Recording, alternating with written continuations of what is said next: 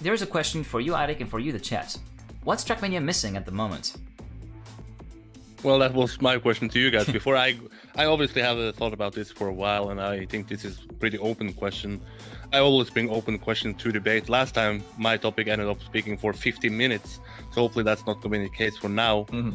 I give you this topic, I believe, before the weekend. So if you had to pick one thing or two things, what is Trackmania missing the most? If there's something you could implement into Trackmania that would help the game the most, what would that be? Well, something that's missing from Trackmania, I have to go with the integrated matchmaking system. I know this is a kind of a boring answer, basic answer here, but yeah, I feel like a matchmaking stuff for like cup mode, or even just straight over, even just rounds, and not just for the cup mode rule set, would have actually been a banger for the game itself. Because how do you want to actually promote yourself as an easy competitive experience and something that you can actually get competitively easily if you don't have a matchmaking system and you have to rely on the old IRC/Discord, looking for scrims, Discord servers, and whatever? That's a bit of an anti. That would be a bit of an off-putter for newer players in the beginning. That's kind of like what put me off from competing. For example, when I actually got the game after the beta release. When I actually wanted to take part in an ESL tournament, and I didn't know who to contact, I didn't know how IRC worked, and that's the kind of thing. I eventually took part in the competition, but it didn't really work out that well for me, and I felt, yeah, I'm not going to do that again. Too much hassle to actually get into the thing. But yeah, I feel like matchmaking could definitely be something here. Matchmaking would be huge, as the baller said in the chat, and yeah, Rasta also saying that, bringing an interesting point, that Trackmania is missing marketing. I'd say that Turbo would be the, Trackmania Turbo, the unloved child of the Trackmania franchise, is the exception to the rule, because it actually got pushed quite heavily by Ubisoft due to the fact that it was actually a multi-platform game. You had it on PC, PS4, Xbox One, and it actually had some solid backing in the PR and promotion department by Ubisoft staff, and it actually ended up selling well. So I feel like if we even got a fraction of the amount of marketing power that Ubisoft has internationally for the next Trackmania, I feel like we would have a much wider audience by the time it actually hits. Yeah, well, I suppose if the question is posed to me, I could give two answers to this, but instead I'll kind of go off, not off tangent here, but and take it from a kind of different way. One thing I think Trackmania is really missing, if we kind of look at how the big events, how the big kind of updates get handled, is transparency. So that's what I think Trackmania is missing, is transparency. Now, we've spoke at length last week, we've spoke at length privately, I mean on our streams and all the rest of it, around, say, Trackmania Grand League coming out. We've spoken about, in years gone past, the absence of a World Championship in 2017. We've spoken about some of the issues as in tech dying, so to speak, and with 2018 heralding the last Tech World Championship.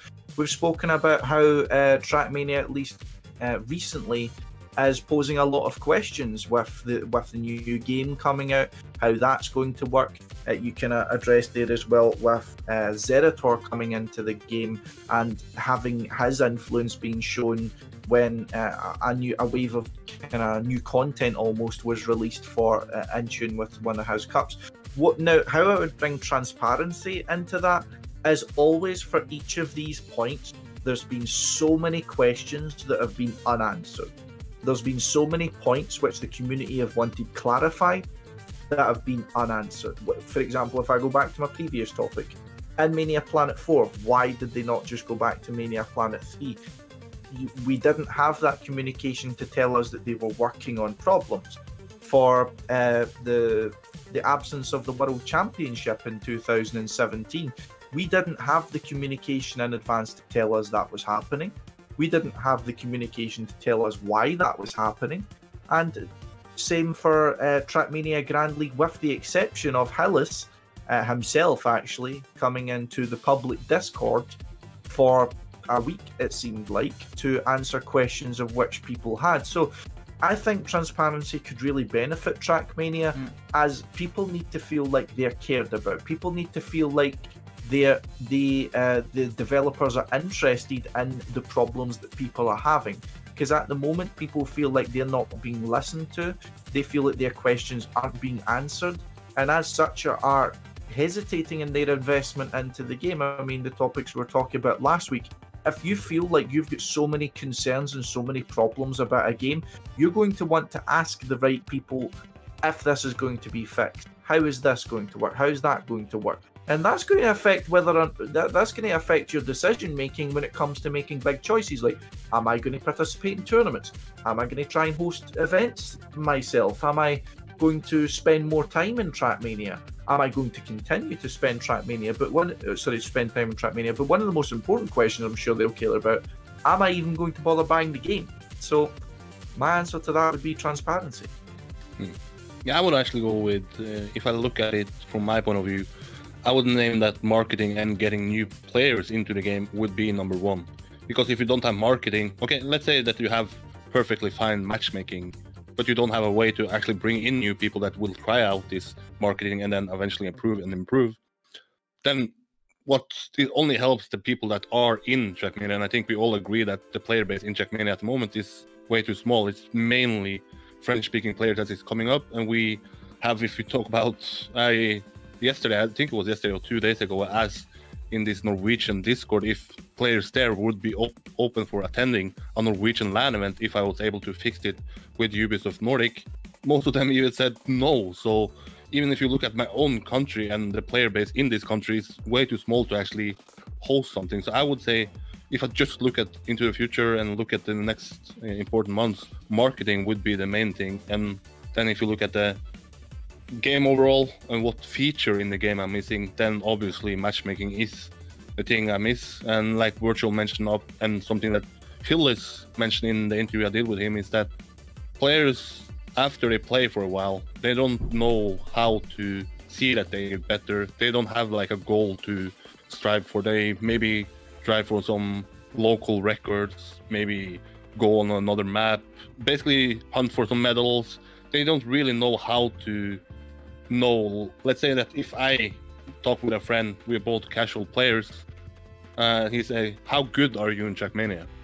And what should I say then? Yeah, I'm like 0.8 behind the world record. Exactly. I have three world records. What should you tell someone? You got no way to track your progression in terms of the things you learned and stuff like that. Like, of course, that would like require specific tutorials for different techniques, but of course, there's techniques. I was rewatching a few stuff, like especially trying to prepare my my own topic for today, and the techniques aren't intended by the developers, so they are more they were discovered by the community. So it will be more community relying on community people to actually prepare tutorials for the entire game. Of course, we've seen the community contribute to a game in a Trackmania game before. That was the case with Trackmania Turbo, with a few players actually going in to actually help with the and actually set Super Trackmaster medals and stuff like that. So I feel like it's not too far of a stretch to actually try and see some people from the community actually being brought in by Nadeo and try to write specific like driving school sections where you know the basics of tech, where you learn how to neo drift, where you learn how to speed slide if you want a more full speed oriented section. That would be something that would actually be a pretty good way of actually giving a sense of progression to the player. Yeah, and then you bring up content there. As I also agree that is missing from the current scene. It's not a lot of content out there for players besides maybe a stream or world record content, but just something once you get into Trackmania that you know that once you log in, there is something that the game wants you to do, and that is to progress as a player, that is to get better and better and eventually just spend more and more time in Trackmania. So I believe many people try Trackmania, maybe many people think it's fun, but once you reach a point where, okay, now it's fun, but how can I keep this being fun? They easily get bored. Yeah, how can I know that I'm good? Should I tell my friends I have 2 world records? Everybody can get world records in Trackmania. It's just make our own track and not let anybody else play it. Yeah, exactly. You say that you have 300 world records on TMX and say that you claim to be the best player, but how to cheat the world record system 101. I believe the guy with the most world records on TMX is like a guy that I maybe could beat even on some tracks. So if you just upload enough world records there, you can claim to be somewhat of a good player when in reality you are not. So if you guys think about matchmaking just specifically, I think we all agree that that is something that's missing. How should matchmaking work? Should it be like just queue up with, you press play, queue up with people around your level? Should it be, how should the ideal matchmaking system work? Well, the thing is, you bring up level of players, but the thing is, we haven't really. We have a community-driven matchmaking system with ASAC, and when we were actually maintaining it. But the thing is, which kind of rating would you actually want to actually pick for actually the internal matchmaking? Would it be MMR based? Would it be like skill rating, like an Overwatch or stuff like that? That would be one of the main areas to work on. Now,